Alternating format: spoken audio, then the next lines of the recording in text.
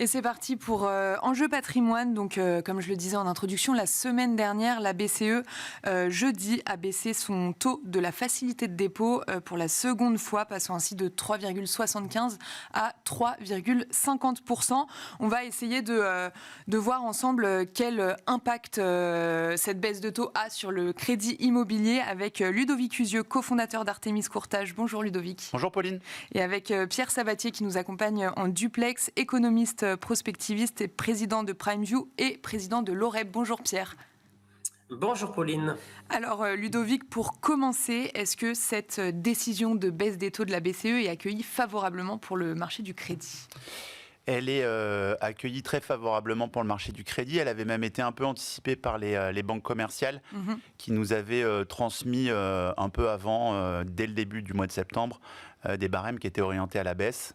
Ce qu'on peut dire, c'est qu'après cette première baisse, un peu avant l'été, le marché se tenait déjà bien mieux. On a traversé 2 années qui étaient compliquées sur le marché du crédit immobilier. Ça va mieux sur les volumes, ça va surtout mieux sur l'offre. C'est-à-dire que l'intégralité des banques commerciales est revenue autour de la table et qu'elles prêtent à nouveau à peu près à tous les profils. D'accord. C'est une bonne nouvelle parce qu'on avait vécu 2 années compliquées, notamment pour les primo-accédants et les investisseurs.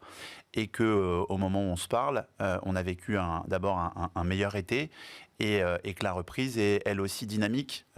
Les autres années, l'année redémarre à peu près à la mi-septembre. Là, il n'y a pas vraiment eu de pause estivale et le mois d'août a été dynamique et la rentrée l'est tout autant. Donc vous dites sur tous les types de profils, les banques vont recommencer à prêter.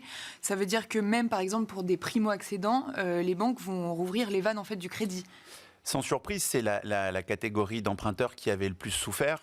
Les barrières d'accès au crédit étaient les plus élevées pour ces primo-accédants parce que on a toujours un taux d'endettement un peu haut, on n'a pas beaucoup d'apports, on a des revenus qui sont des revenus en général de début de carrière. Donc, ce n'est pas les profils les plus adéquats ou les plus opportuns pour les banques quand il y a des barrières à l'accès au crédit, ce qui était le cas pendant un long moment.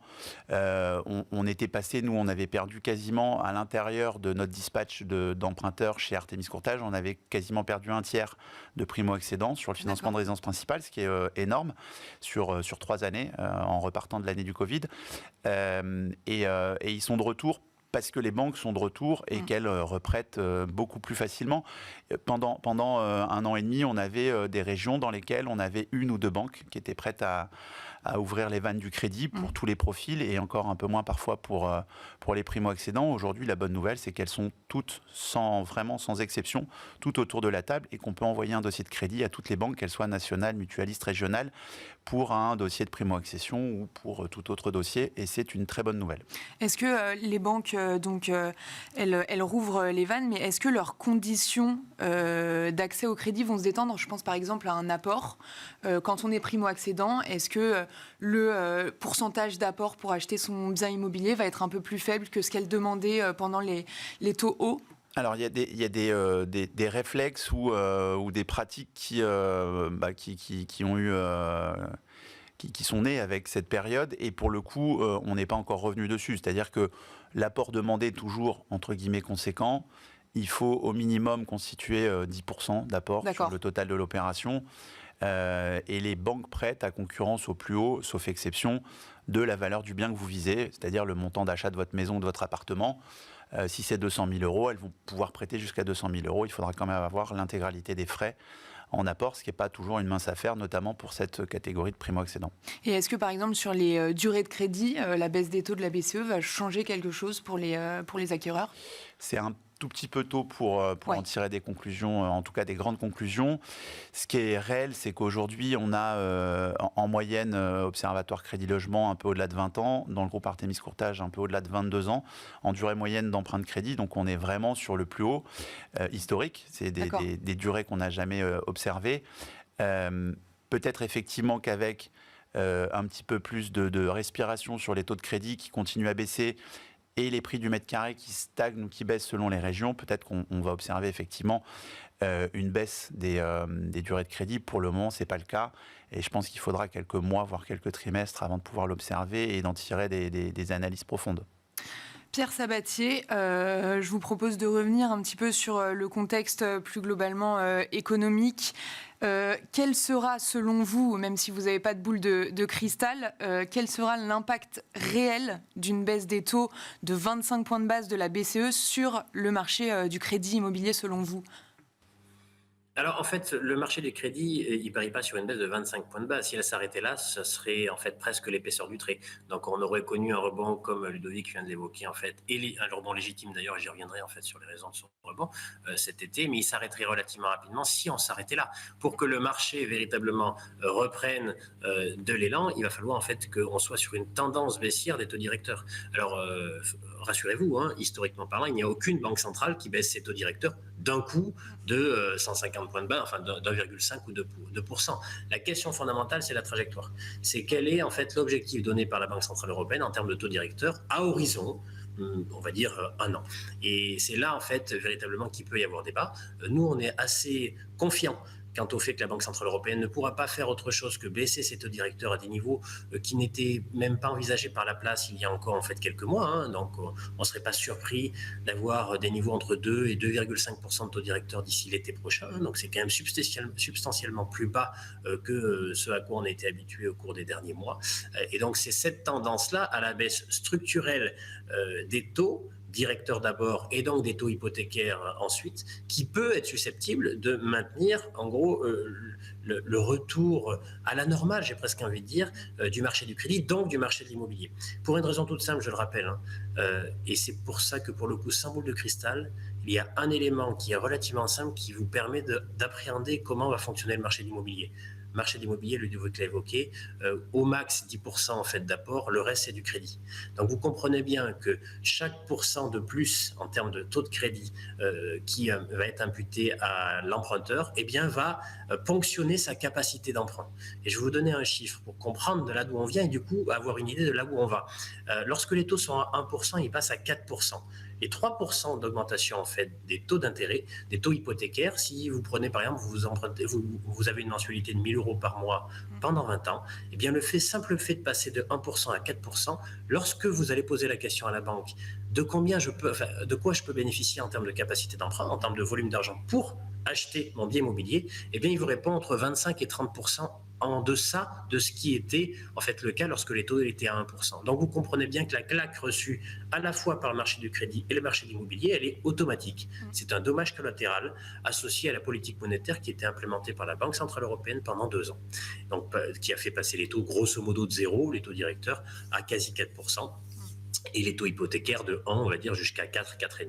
Alors aujourd'hui, on est revenu en fait à des niveaux qui sont plus raisonnables et c'est logique de voir en fait le marché des crédits et des immobiliers rebondir. Tout simplement, encore une fois, le marché immobilier, c'est un proxy de la politique monétaire. C'est la banque qui fixe, c'est l'accessibilité du crédit et du volume d'argent que la banque vous met à disposition qui fait le marché de l'immobilier. Si les taux baissent de 1%, eh bien vous avez compris que le même raisonnement fonctionne. Vous avez 8% de capacité d'emprunt en plus, pardon. Ça veut dire quoi? Ça veut dire que vous allez voir votre banquier, vous avez envie d'acheter. Et ça, c'est l'élément central. Il n'y a jamais eu en fait d'effacement du désir d'acheter des Français en ce qui concerne l'immobilier, y compris au cours des dernières années. Ce n'était pas une question de désir si le marché a ralenti, c'était une question de solvabilité. Eh bien, lorsque les taux baissent de 1%, le ménage peut bénéficier à conditions constantes de 8% de plus en termes de volume d'argent. Donc naturellement, ça vient resolvabiliser ce qui n'était pas et ça va en fait progressivement aussi se diffuser au reste du marché. Donc on peut voir tout à fait, si la tendance est effectivement baissière en termes de taux directeur, se prolonger, eh bien, on va voir un marché immobilier, tout comme il était un dommage collatéral, c'est-à-dire un indicateur avancé de l'évolution de la conjoncture européenne au cours des 2 dernières années, il le sera aussi en phase de retour. Et donc, on peut tout à fait observer dès le premier semestre 2025, on va dire, si les taux directeurs continuent de baisser, un marché qui sera bien plus puissant que ce qu'aujourd'hui, d'ailleurs, les gens anticipent. Comme d'habitude, le modèle de prévision plus partagé, c'est la prolongation de ce qu'on vient de connaître. Donc, les gens étaient d'ailleurs timides quant à l'anticipation de la baisse et des difficultés qu'allait rencontrer ce marché au cours des 2 dernières années. Eh bien, nous trouvons en fait les gens un peu timides quant à, en gros, le retour en forme de ce secteur-là à raison de l'année prochaine. C'est automatique. Si les taux continuent de baisser, ce marché-là va rebondir. Oui, c'est ça. En fait, la vraie question, c'est plutôt le cycle des baisses de taux. Comment le marché pourrait s'adapter si la BCE baisse, comme vous le disiez tout à l'heure, de, on va dire, 100 à 150 points de base sur plusieurs réunions, sur plusieurs mois ou trimestres? Eh bien, comme elles l'ont fait, à savoir qu'elles vont anticiper. Ludovic évoquait le fait qu'il a reçu des offres en anticipation, finalement, de la baisse des taux qui allait venir relativement tôt. Vous savez que c'est un marché assez concurrentiel. Les banques s'y sont toutes remises. Elles en ont besoin, hein, puisqu'il faut avoir en tête qu'avec la baisse des taux directeurs, en fait, c'est des choses qui sont liées. La hausse des taux directeurs a bénéficié finalement au compte de résultats des banques parce qu'elles ont eu ce qu'on appelle du monétaire. En gros, la rémunération de leur compte à terme et du monétaire, en fait, a été intéressante pour elles. Aujourd'hui, avec la baisse des taux directeurs, ces produits-là vont être de moins en moins attractifs et donc il va falloir trouver en fait des relais de croissance. Donc les banques vont forcément faire preuve de comportement concurrentiel vis-à-vis en fait du marché du crédit parce qu'elles vont en avoir besoin. Et là, je parle de l'entreprise banque en tant que telle. Donc comme relais de croissance, donc on peut tout à fait envisager le fait que les banques se tirent un peu la bourre pour essayer d'attirer le chaland dans un marché de l'immobilier qui redevient plus sain. Alors évidemment, là, on parle en fait de l'immobilier ancien, de l'immobilier de transaction. L'immobilier neuf, c'est un sujet tout à fait particulier, à part, qu'il faudrait traiter probablement en fait dans une émission à part parce que c'est un sujet assez complexe. Là, pour le coup, on est sur un marché dans le neuf plus compliqué à appréhender, qui a plus souffert en fait que l'ancien et qui continuera de souffrir plus longtemps en fait que l'ancien, mais c'est vraiment un sujet particulièrement complexe. Oui. Juste un élément pour avoir une idée simplement parce que tout à l'heure, je vous ai finalement un peu balancé un objectif de taux directeur à l'été prochain. Si on vous dit que les taux ne peuvent faire que baisser, c'est pour une raison toute simple. N'oublions pas les raisons qui ont fait augmenter les taux directeurs à nos banques centrales, c'était l'inflation. Aujourd'hui, la France, l'Europe bénéficient en fait d'un régime d'inflation revenu dans le rang. Revenu dans le rang. Tout le monde disait qu'on allait atterrir à des niveaux d'inflation structurelle qui seraient plus élevés que par le passé, entre 3 et 5%. Que nenni. Aujourd'hui, on est revenu à 2, voire en dessous de 2 en fonction des pays qu'on considère. À partir du moment où l'inflation rentre dans le rang, il n'y a strictement aucune raison pour que la Banque centrale européenne fixe des taux d'intérêt très élevés ou beaucoup plus élevés que notre niveau de croissance potentielle qui est relativement faible en Europe. Donc, et soyez rassurés sur ce plan. Alors, on ira plus ou moins vite vers ces objectifs-là, mais on ne peut pas en fait maintenir des taux d'intérêt aussi élevés dans un moment où la croissance est si faible et l'inflation redevenue faible. Oui, donc Pierre Sabatier l'évoquait en plateau il y a quelques instants. Très rapidement, Ludovic Usieux, est-ce que vous pensez que donc l'immobilier ancien, c'est une chose, l'immobilier neuf, c'en est une autre? Est-ce qu'il y a des catégories d'immobilier qui sont plus sensibles à cette baisse des taux? Je pense par exemple à l'immobilier de bureau. Très sincèrement, ce qu'on vise, nous, c'est plutôt le financement de résidence principale. Oui, bien sûr. Et c'est ce qui en sort renforcé de ces 18 ou 24 mois de crise. C'est globalement, aujourd'hui, à quasiment 90%, on finance de l'immobilier de résidence principale. Les objectifs de taux, ils sont sur le crédit IMO. Je pense qu'on va repasser symboliquement sous la barre des 3%. Sur 20 ans, ce qu'on n'a pas vu depuis un petit moment maintenant, plus d'une année. Ça va aussi potentiellement rouvrir une fenêtre de renégociation pour tout un tas d'emprunteurs qui ont emprunté au plus haut, aux alentours de 4,5. Donc, il va y avoir probablement une fenêtre de renégo et même peut-être une fenêtre de rachat pour quelques centaines de milliers d'emprunteurs qui ont emprunté, eux, à pas très bon compte il y a une petite année maintenant et qui auront probablement une fenêtre plus sympa, plus opportune dans les mois à venir. Merci beaucoup Ludovic Usieux, vous êtes cofondateur d'Artemis Courtage.